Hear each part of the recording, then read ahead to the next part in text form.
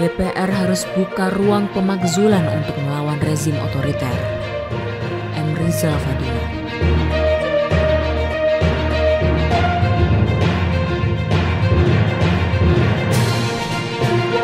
Rezim Jokowi di akhir masa jabatan bukan semakin demokratis, melainkan semakin semena-mena dan membabi buta. Tidak peduli dengan etika, moral, bahkan aturan konstitusi. Orientasi politiknya hanya untuk melanggengkan dan mengamankan kekuasaan.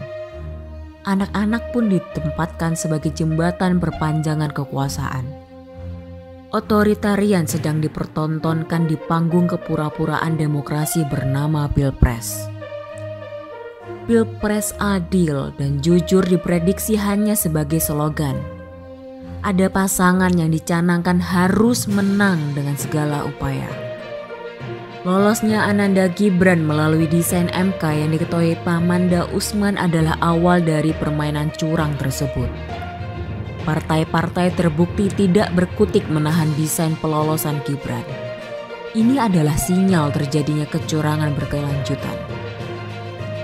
Pilpres yang lebih terjamin akan sehatnya kompetisi ialah jika Jokowi tidak cawe-cawe, artinya konsisten dan netral. Namun netral atau tidak cawe-cawe itu sama sekali tidak terlihat indikasinya hingga saat ini. Justru nampak tampilan sikap semena-mena bahkan brutal dalam memperjuangkan misi pelanggengan kekuasaan. Satu-satunya jalan untuk itu adalah Pilpres harus tanpa Jokowi. Artinya, Jokowi mesti segera dimakzulkan. Konstitusi telah mengatur tentang faktor sebab dan mekanisme. Konstitusi telah membuka ruang bagi pengamanan pelaksanaan demokrasi termasuk Pilpres agar dapat dijalankan dengan baik. Ketika demokrasi terancam, maka penghalang harus dihilangkan. Dan Jokowi adalah penghalang itu. Selama ini DPR diragukan statusnya sebagai wadah perjuangan rakyat. Namun sekarang sangat dibutuhkan untuk langkah darurat dan penyelamatan. Negara benar-benar dalam keadaan bahaya. Konfigurasi kekuatan partai politik di DPR diyakini akan bermuara pada hati nurani. Nurani kebenaran, demokrasi, dan kesadaran hukum. Nurani bagi tegaknya keadilan. Rezim Jokowi adalah rezim otoriter yang hanya bisa diingatkan dan dilawan oleh rakyat. Elemen formal kekuatan politik harus bergerak bersama rakyat dalam menembus barikade variasi kendala. DPR hendaknya mulai membuka ruang bagi pemakzulan.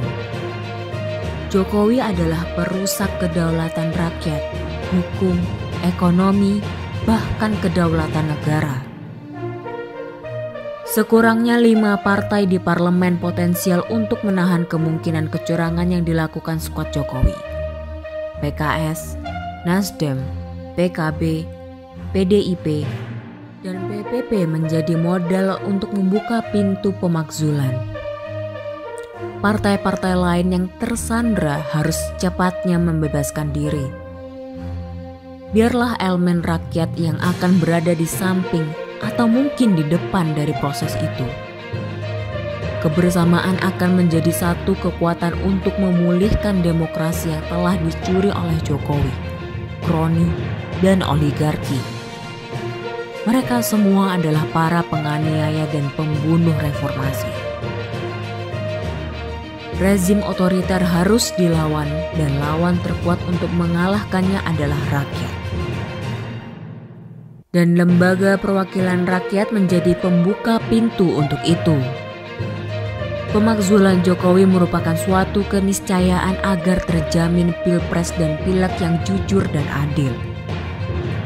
Ketika rakyat mulai berteriak, "Kami muak," maka solusinya adalah pemilu tanpa Jokowi. Artinya segera makzulkan. Lalu tunggu apa lagi?